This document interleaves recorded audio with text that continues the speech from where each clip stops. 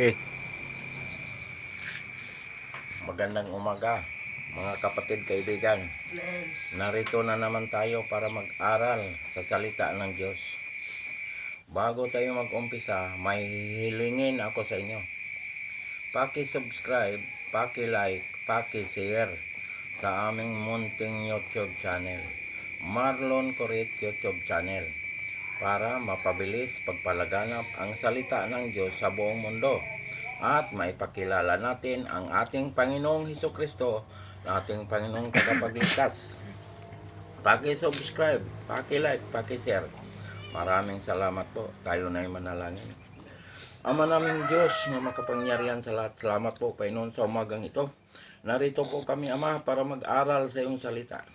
Basahan mo po Panginoon ang lahat ng taga-subaybay at lahat ng tagapakinig nitong minsay nito, nga sila'y makakilala sa iyo at ikaw ay tanggapin bilang Panginoon at tagapagligtas.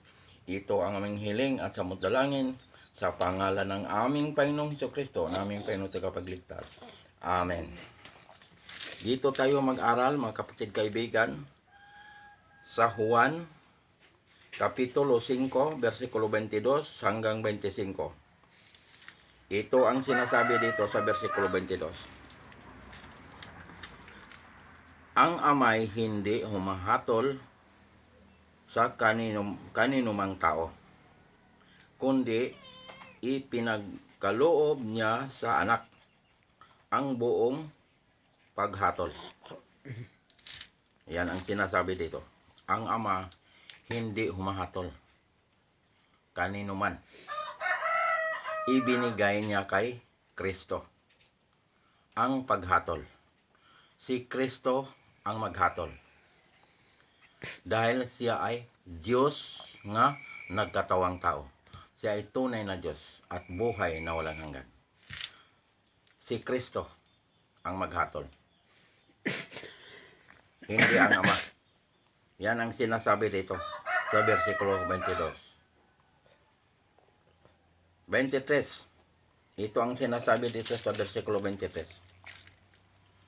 Upang parangalan ng lahat ang anak na gaya rin ng kanilang pagpaparangal sa ama. Ang hindi nagpaparangal sa anak ay hindi nagpaparangal sa ama na sa kanya'y nagsugo. Ang hindi nagpaparangal sa anak ay hindi rin nagpaparangal sa ama. Parangalan natin ang ating Panginoong Hesukristo para pinaparangalan din natin ang Ama. Yan ang ibig sabihin dito. Dahil ang anak ay sinugo ng Ama. Si Hesukristo sinugo ng Ama pagpapunta dito sa lupa. Siya Diyos nga nagkatawang tao. Siya ay tunay na Diyos at buhay na walang hanggan. Sinugo siya ng Ama para tayo ay magkaroon ng kaligtasan. Para tayo ay magkaroon ng buhay na walang hanggan. Iyan ang ibig sabihin dito sa versikulo 23. Manalig tayo kay Kristo, tanggapin si Kristo bilang Panginoon at tagapagligtas, para tayo ay magkaroon ng buhay na walang hanggan. Kay si Hesukristo ang tagapagligtas at siya rin ang maghatol. Ayan. Yan ang ibig sabihin nito, mga kapatid, kaibigan. Ang hindi nagpaparangal sa anak ay hindi rin nagpaparangal sa ama. Pag pinaparangalan mo ang anak, pati ang ama ay pinaparangalan mo. Ayan. Dahil si Kristo ay sinugo ng Ama. Hindi tayo magkaroon ng kaligtasan pag hindi tayo nananalig at tumanggap kay Kristo. Dahil siya lamang ang tagapagligtas. Wala ng ibang tagapagligtas. Si Hesukristo lamang. Dahil siya ay sinugo ng Ama. Ayan ang ibig sabihin nito sa 23. 24. Ito ang sinasabi dito sa versikulo 24. Katotohanan sinasabi ko sa inyo, ang nakikinig sa aking salita at sumasampalataya sa Kanya na nagsugo sa akin ay may buhay na walang hanggan at hindi darating sa kahatulan, kundi lumipat na sa buhay mula sa kamatayan. Pag nakikinig tayo sa salita ng Diyos, tayo ay maliligtas at lumipat sa kamatayan. Nakatawid tayo sa kamatayan tungo sa buhay na walang hanggan. Ayan. Yan ang ibig sabihin nito. Buhay ka pa.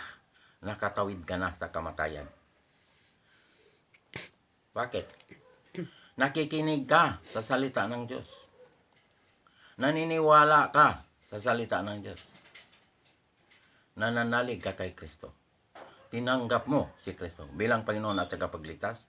Tiyak, may buhay na walang hanggan.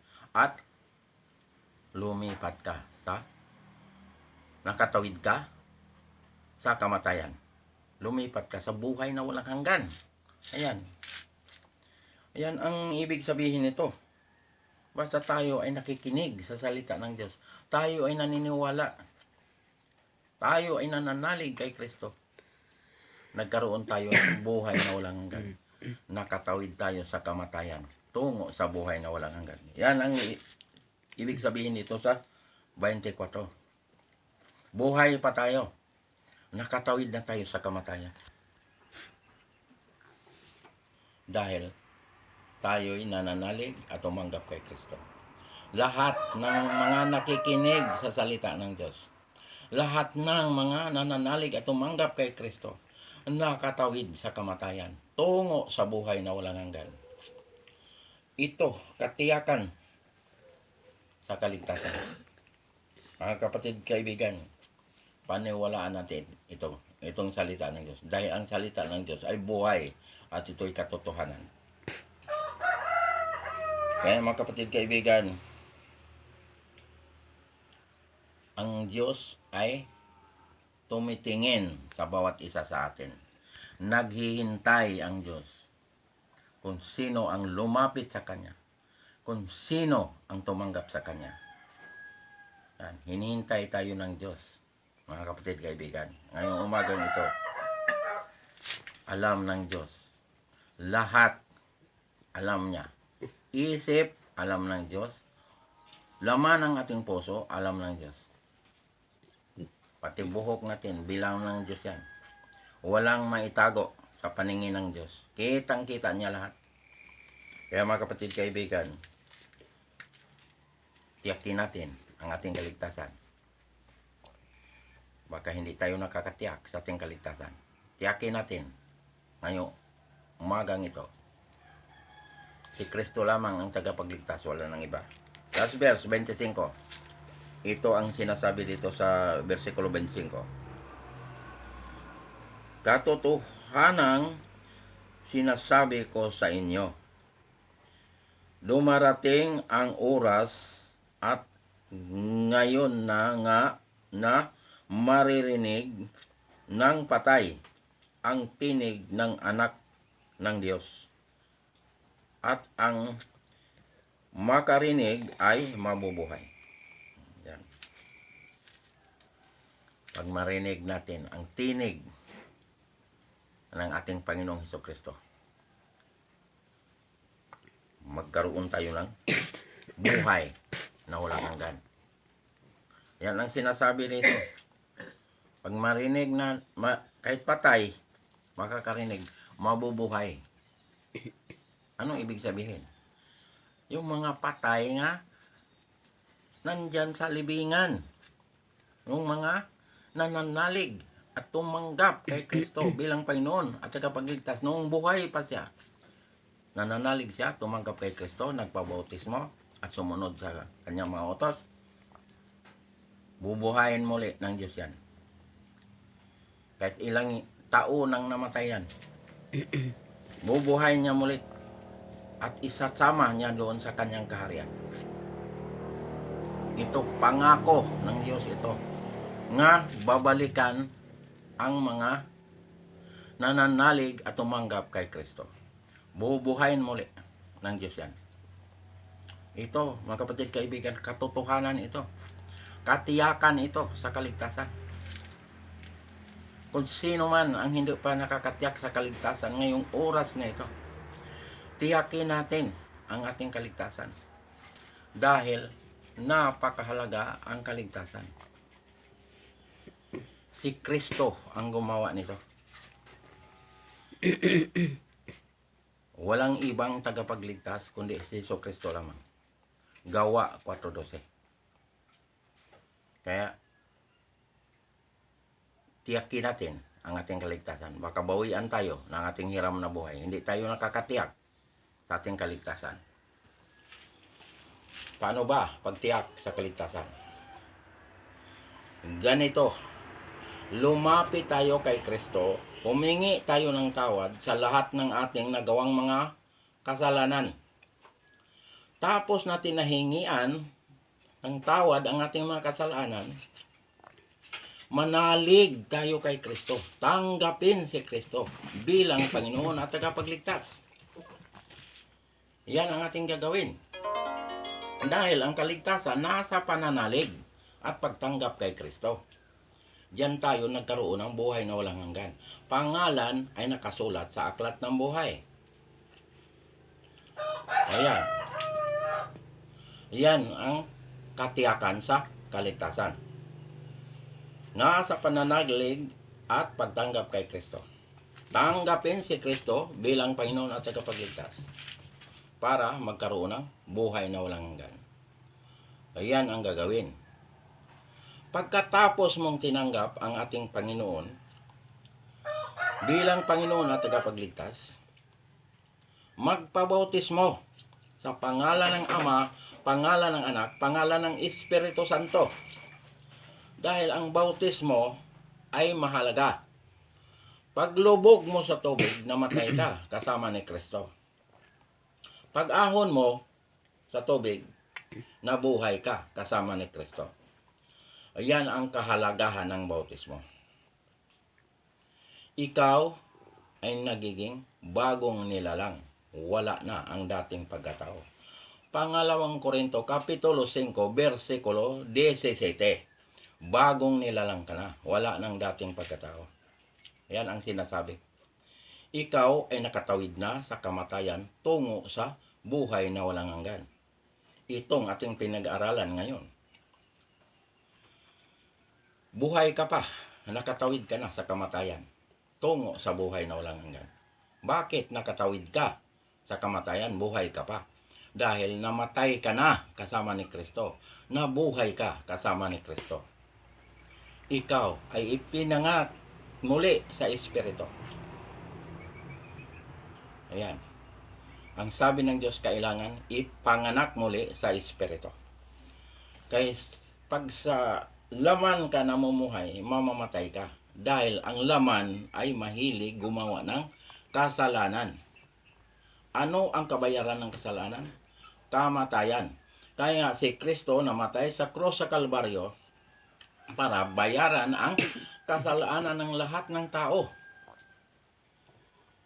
Ayan, ginawa ni Kristo sa krus sa Kalbaryo. Namatay siya para bayaran ang kasalanan ng lahat ng tao. Dugo ng ating Panginoon ang ihinugas ng ating mga kasalanan. Kaya mga kapatid, kaibigan,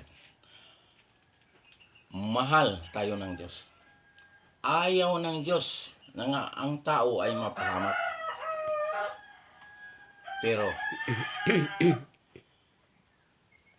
ang tanong, bakit may mapahamak?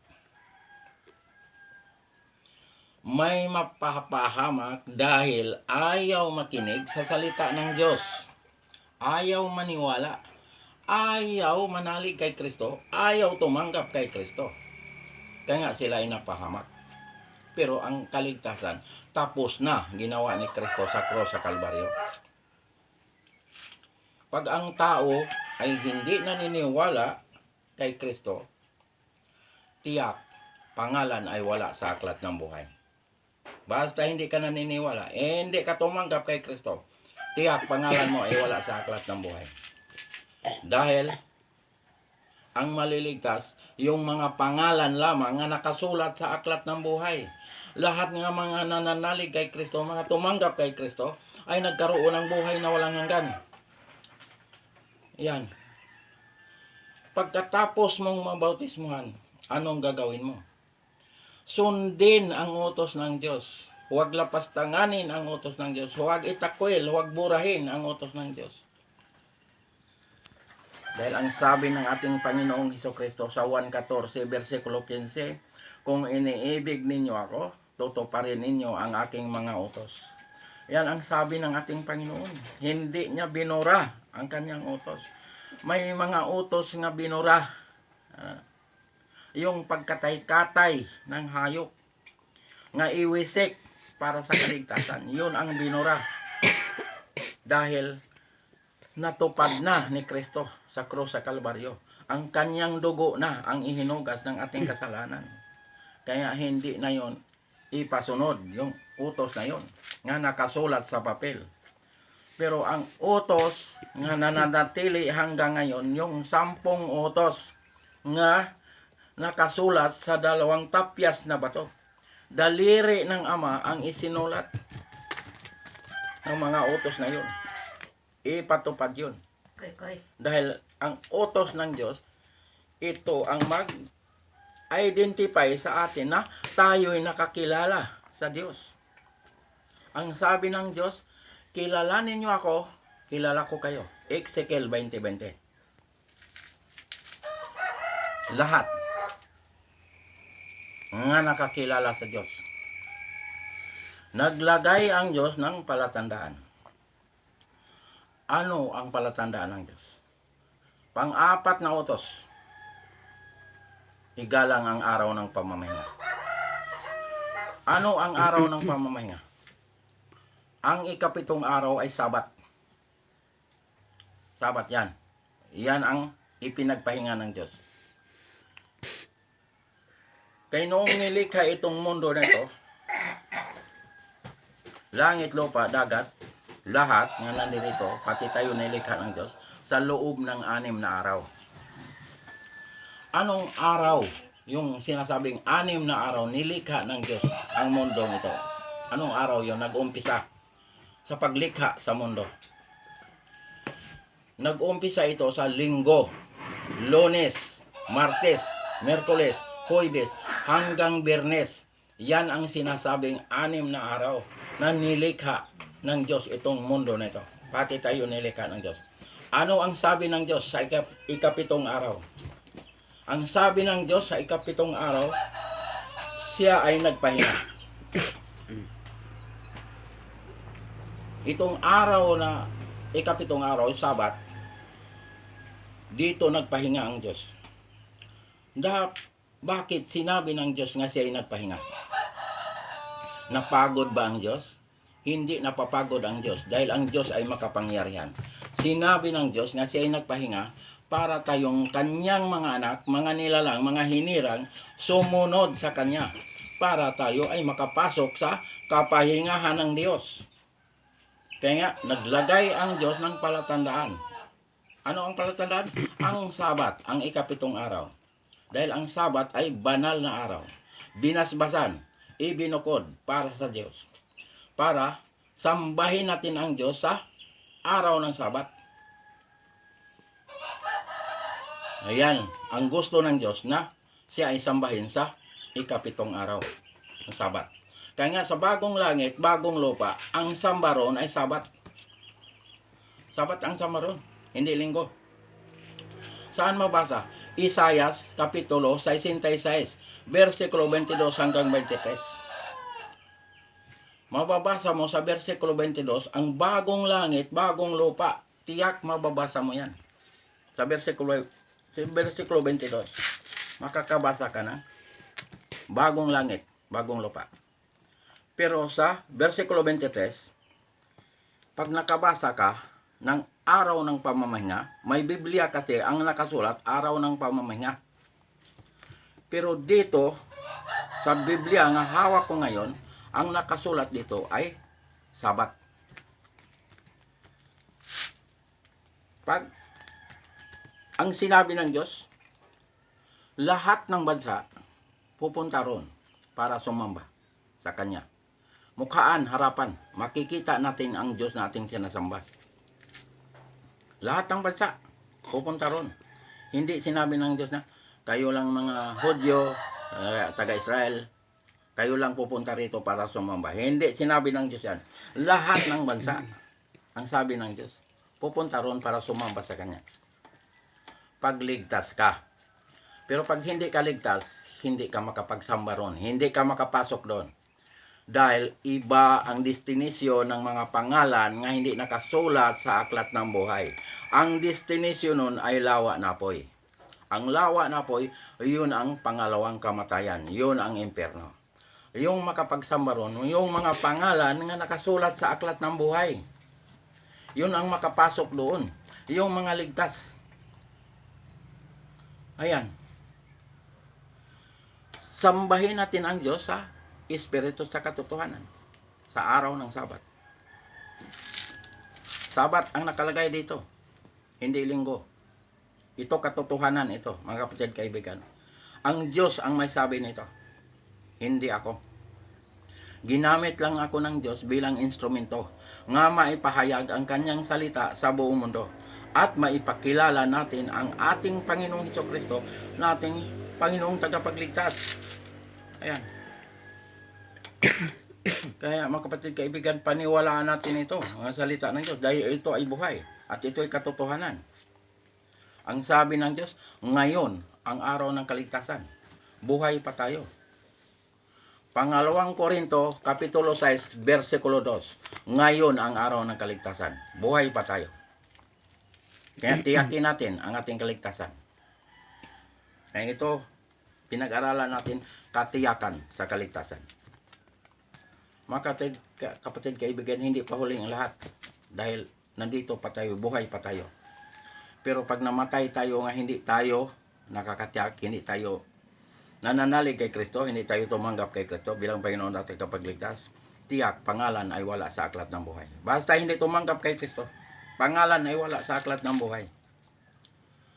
Mga kapatid kaibigan, tinuturuan tayo ng Diyos, kompleto ang itinuro ng Diyos para hindi tayo maligaw. Pagkaligtasan kay Kristo tayo lumapit. Walang ibang lalapitan natin para tayo maligtas. Si Jesucristo lamang ang tagapagligtas. Kaya nga, ipinakilala ko sa buong mundo nga si Jesucristo lamang ang tagapagligtas, wala nang iba. Gawa 4:12. Hindi tayo maliligtas sa ibang mga pangalan. Hindi tayo maliligtas sa mga rebulto. Kay Jesucristo lang tayo maliligtas. Ay mga kapatid kaibigan. Ngayong umagang ito, pag kayo'y naniniwala nitong mensahe na ito, kayo ay magkaroon ng buhay na walang hanggan. Tiyak pangalan ay nakasulat sa aklat ng buhay. Hanggang dito na lang tayo mga kapatid kaibigan. Paki-subscribe, paki-like, paki-share sa aming munting YouTube channel, Marlon Coret YouTube channel, para mapabilis pagpalaganap ang salita ng Diyos sa buong mundo at maipakilala natin ang ating Panginoong Hesukristo na ating Panginoong tagapagligtas. Paki-subscribe, paki-like, paki-share. Maraming salamat po. Tayo na'y manalangin. Ama naming Diyos nga makapangyarihan sa lahat, salamat po Panginoon sa mga salita mo naming napag-aralan ngayong umagang ito. Basbasan mo po Panginoon ang lahat ng taga-subaybay at lahat ng tagapakinig nitong mensahe nito na sila'y makakilala sa iyo at ikaw ay tanggapin bilang Panginoon at tagapagligtas. Ito ang aming hiling at samot dalangin sa pangalan ng aming Panginoong Hesukristo, naming Panginoong tagapagligtas. Amen.